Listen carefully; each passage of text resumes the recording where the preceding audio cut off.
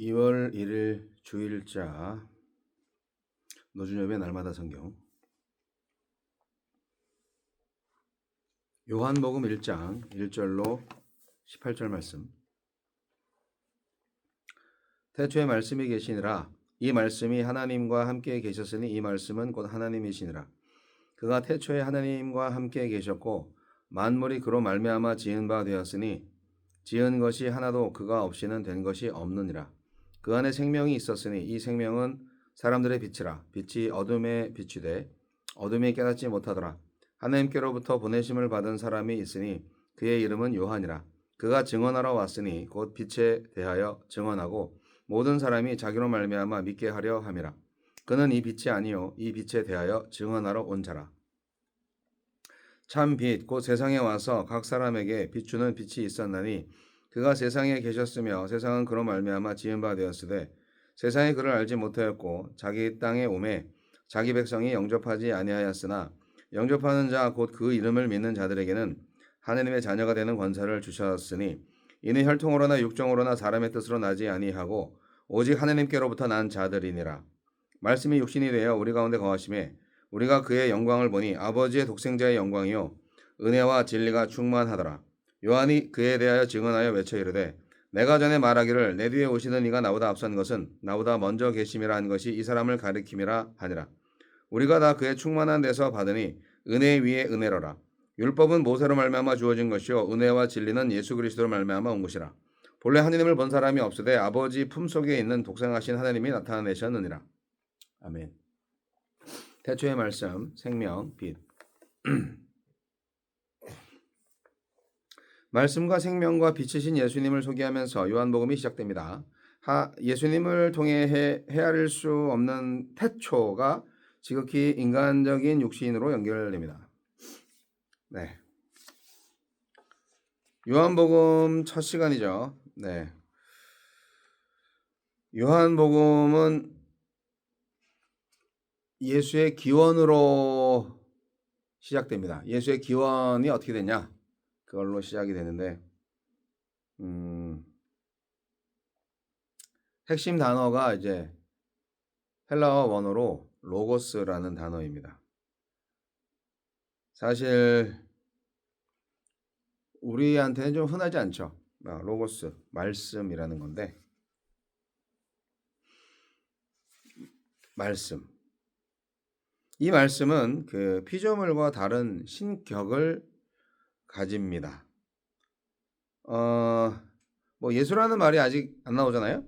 네.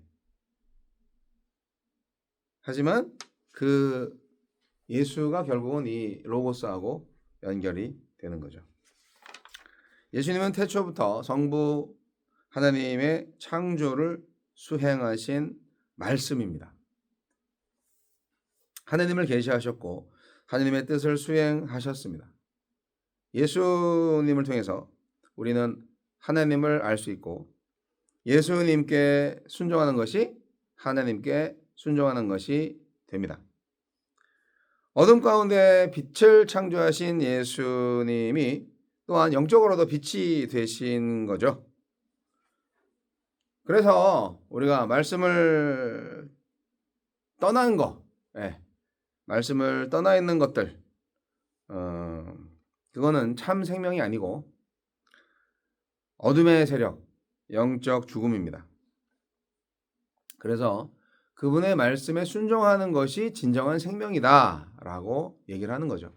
좀 철학적이죠. 좀 영적으로 말을 하고 있습니다. 좀 그래서 이제 개념적인 그런 어떻게 보면 형이상학적이기도 하고 그렇게 좀 철학적으로 생각을 하다 보니까 자칫 잘못하면 이제 신앙이 관념적으로 흐를 수가 있어요. 하지만 우리는 이렇게 결론을 짓습니다. 말씀을 따라 살고 말씀을 전할 때 나는 생명이 있는 자다라는 결론이죠. 말씀이신 창조주 예수님이 직접 인간의 몸을 입고 이 땅에 오셨습니다. 그것이 성육신인데 인카네이션, 이게 기독교의 가장 중요한 핵심 진리 중에 하나입니다. 말씀으로 창조하신 백성을 보기 위해서, 백성 가운데 텐트 치고 살기 위해서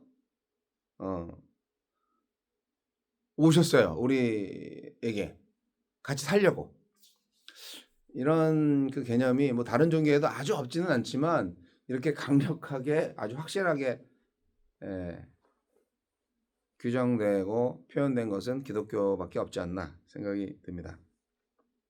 그래서 우리는 그 말씀을 눈으로 볼 수 있고 손으로 만질 수 있게 되었죠. 뭐 예수님 오셨던 그 당시에는 그게 가능했을 텐데, 그래서 하나님의 영광이 그분 안에 머물렀고 이스라엘의 율법과 성막을 주신 은혜와 진리가 더욱 온전하고 풍성하게 부어지게 하셨습니다. 이 당시에 이제 신약성서 시대에 예수님이 자기가 하나님이라고 얘기하니까 얼마나 황당했겠어요. 성육신이 됐으니까 이제 헬라 사람들한테는 로고스가 왔다 이거고, 이제 히브리 사람들한테는 이제 여호와 하나님이 왔다 인간으로 이거잖아요. 그러니까 이게 영적인 눈, 믿음이 없이는 도저히 예수님을 로고스나 하나님으로 인정할 수가 없었던 상황이죠. 그래서 우리가 예수님을 이제 성경 전체를 지금 읽고 보고 느끼고 또 공부하고 하는 건데, 오늘날에 예수님이 왔으면은 확실히 믿었을까? 그것도 아니라고 생각이 듭니다. 예수님이 오셨을 때 그를 영접하는 자들이 있었고 영접하지 못하는 사람들이 있었습니다. 영접한다는 것은 그야말로 삶을 그대로 받아들이는 거죠.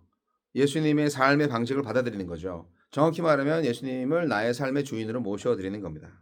그냥 손님 오셨어. 예. 그렇게 해서 음접실에만 이렇게 모셔다 놓고 밥 한 끼 뭐 대접해드리고 가시라고 하는 게 아니고, 완전히 나의 집문서를 내주면서 당신은 내 집의 주인이시오. 내가 이제는 당신 말만 듣겠소. 나는 당신의 종이요 청직입니다. 그렇게 완전히 삶의 그 통치 방법을, 시스템을 바꾸는 겁니다. 말씀이 육신이 되어 우리 가운데 거하셨다. 이 멋진 말인데요. 근데 왜 하느님이 이렇게 성육신 하셔야 됐을까요? 왜 성육신 하셔야 될까요?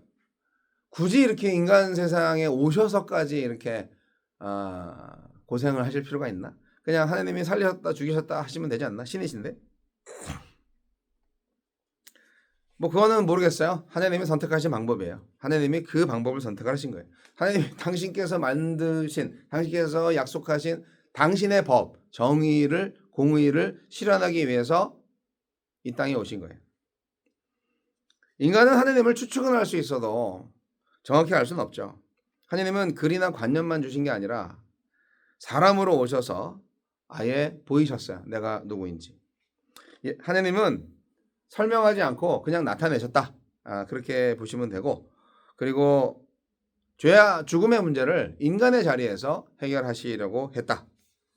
그 다음에 이제 어떻게 보면 은혜와 진리가 충만했다고 기록되어 있는데, 우리 인간의 세상에 은혜도 주시고 진리도 주시기 위해서 한 거예요. 진리는 공의와 정의를 포함합니다. 진실이죠. 그런데 세상은 거짓으로 가득돼 있죠. 어떻게 해요? 그 많은 진리 중에 하나는 죄를 지은 인간은 죽어야 한다는 겁니다. 근데 죄를 지었는데 심판을 안 받아. 그러면 그게 은혜죠. 근데 은혜만 있으면 어때요? 진리가 없고 은혜만 있다. 그러면 뭐 이 사회가 힘의 논리에 의해서 정복되어 가는 불의한 세상이 되는 거죠.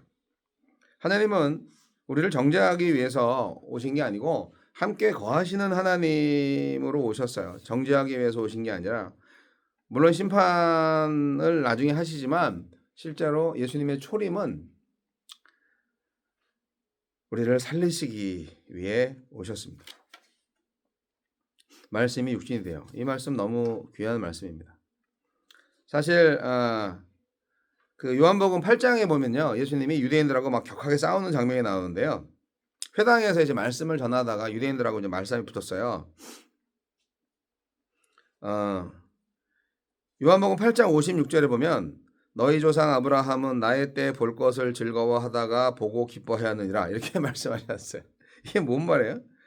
이게 아브라함이 자기를 보려고 무척 애쓰고 사모하다가 드디어 자기를 보아서 기뻐했다 이 말 아니에요. 아니 이게 어떻게 이게 말이 돼요? 지금 목수의 아들 요셉의 아들이 유대인들 회당에서 이런 얘기를 하고 있어요.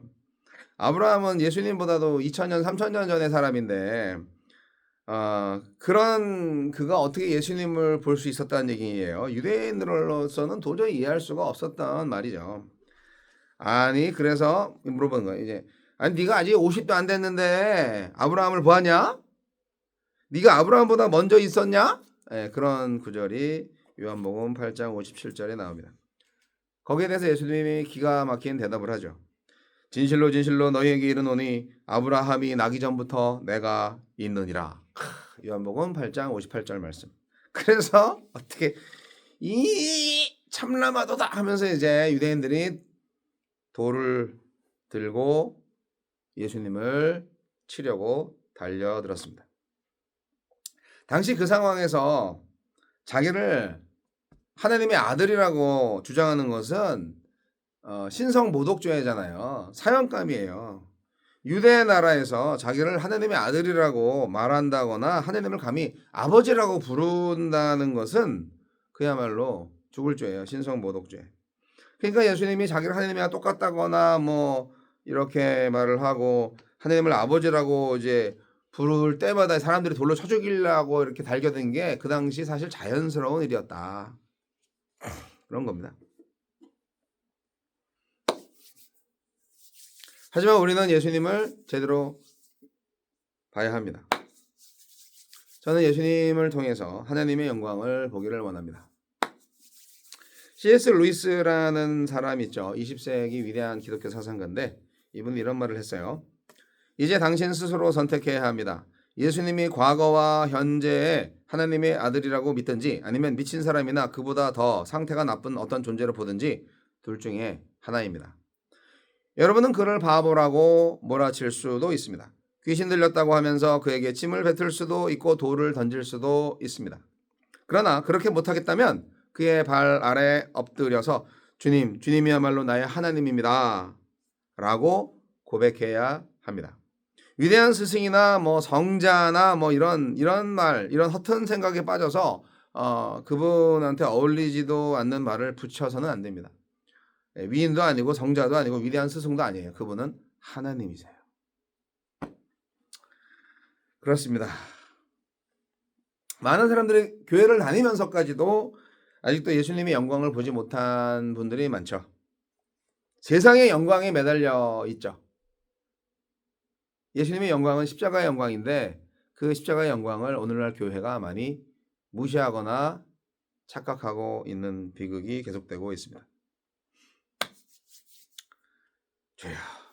요한복음 1장 14절 말씀 핵심 워드를 기억하시고 우리는 하나님의 영광을 바라볼 수 있는 위대한 사람이 되어야 합니다. 영접하는 자 곧 그 이름을 믿는 자들에게는 하나님의 자녀가 된 권세를 주셨다고 말씀하셨기 때문에 예수님을 영접한 자로서 하나님의 영광을 보기를 원합니다. 말씀이 육신이 되어 우리 가운데 거하심에 우리가 그의 영광을 보니 아버지의 독생자의 영광이요 은혜와 진리가 충만하더라. 바로 이 고백을 요한 사도처럼 우리도 할 수 있어야 됩니다.